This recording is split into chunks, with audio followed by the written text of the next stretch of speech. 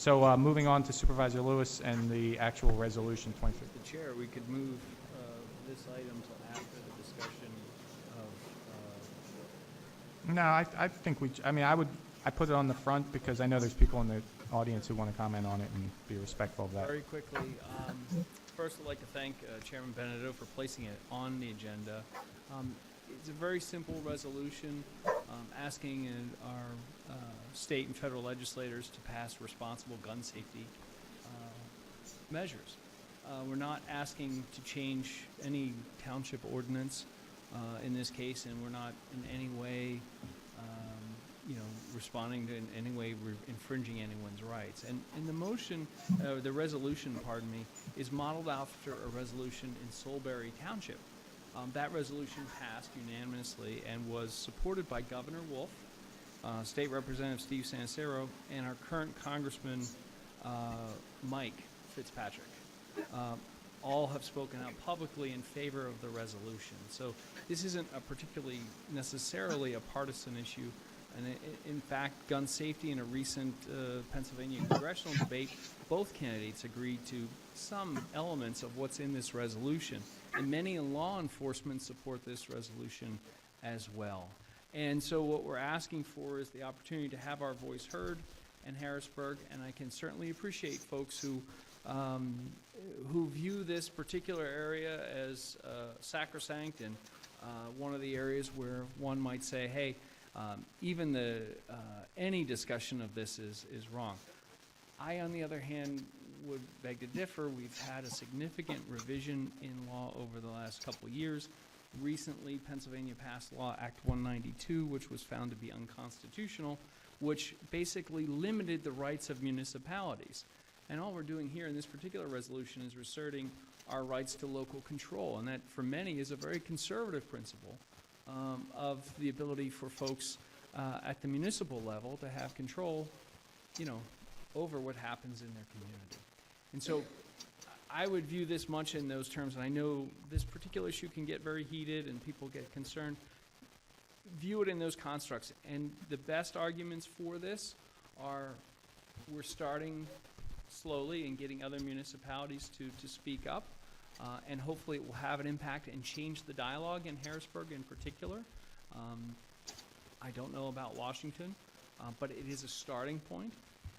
The folks who are necessarily who might be opposed to this, there's two reasons you could be opposed to this, and you would have free reign to be opposed on two reasons. One is you think it's okay that there are no limits on, there's no, that we allow people on the no-fly list to buy guns. You think it's that the rights are sacrosanct and that nothing can be done. Or two, you might say, hey, this resolution is only a feel-good resolution. It isn't going to change things, and we should focus on other ordinances. Those are two very fair arguments, and I welcome the opportunity in public comment or comment during the section for folks to bring those up. Again, what we're trying to do here is have a responsible dialogue, move the ball forward. I can appreciate not everybody's a big fan of that, and I understand that. But it is an issue that if we keep waiting to say we have to do something perfect or anything like that, it's the enemy of creating something that could be helpful. And there's a reason why law enforcement truly believes in gun safety gun safety measures. They don't want to have to come in when somebody hasn't used a gun law. They don't want to have to come in and deal with some of the challenges that we have in the community. So that's the pitch for the resolution in a nutshell. I give you kind of both sides, I think, reasonably. I welcome comment. I'd even invite Police Chief Caluzzi, if he so thought, to speak about this as well. Okay. John, can I just say? Sure, please. I'm a gun owner, and nobody's taking mine away from me. I have my own, it's vintage, because I'm vintage, Browning Sweet 16 that I got when I was 16 from my father. Because, yes, he took his daughter hunting. I also have a 22. I'm very good at shooting quail. I like to eat venison. Unfortunately, if I found the deer, I'd probably name it. So, I leave it to my husband, used to bring the venison home. I don't want to do anything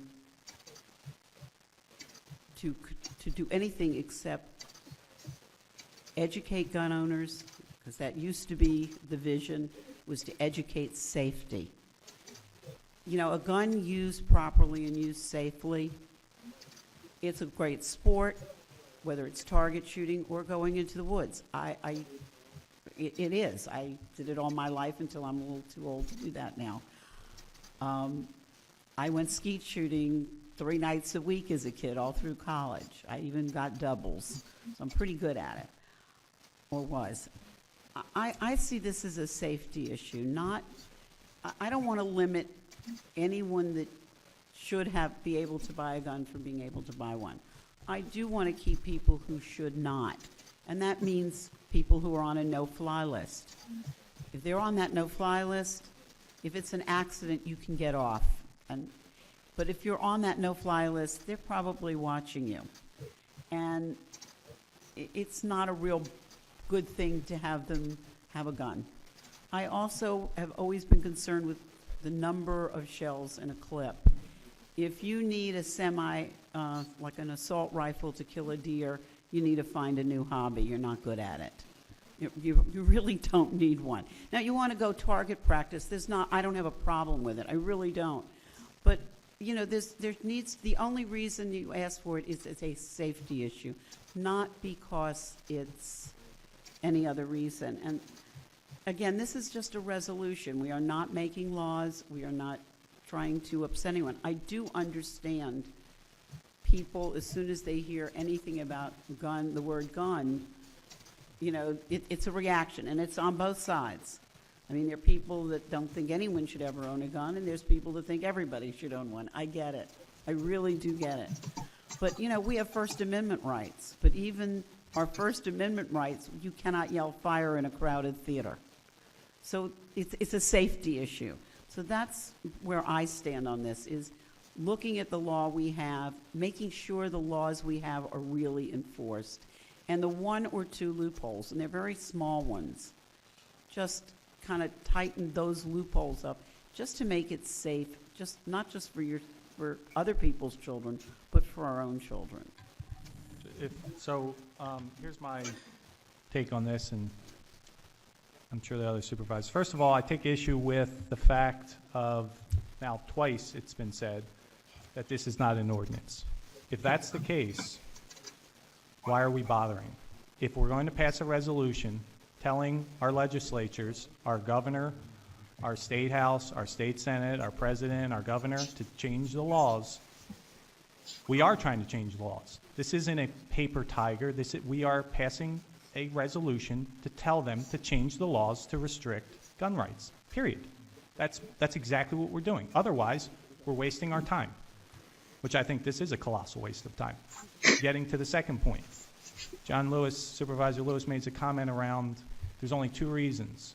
Very presumptuous comment to say only 2 reasons that you could possibly oppose this. How about a reason that we all took an oath of office to uphold the Pennsylvania Constitution and the U.S. Constitution? And if people don't realize what the Pennsylvania Constitution says about the right to bear arms, I'll read it to you because I have a copy of it. And it talks very specifically about the right to bear arms.